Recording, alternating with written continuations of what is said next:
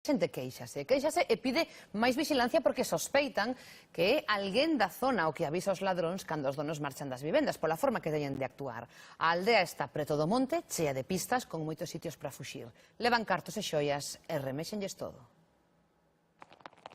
A parroquia Redondela de Trasmaño está a sufrir unha vaga de roubos nas vivendas dende hai uns meses, segundo manifestan os seus veciños.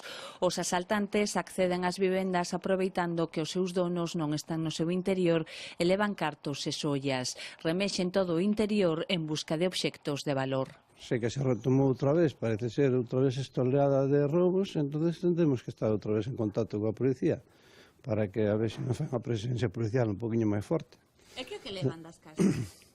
Das casas parece que sei que levan, ahora están levando uns dicen joias, outros tal, outros televisións, outros electrodomésticos e cousas así máis ou menos o frecuente. Pola forma de actuar, os afectados sospeitan que alguén da zona os avisa cando unha vivenda está baleira. Esta é unha parroquia onde as casas están moi dispersas, hai moitos camiños e o monte está pegado polo que poden escapar por calquera lugar.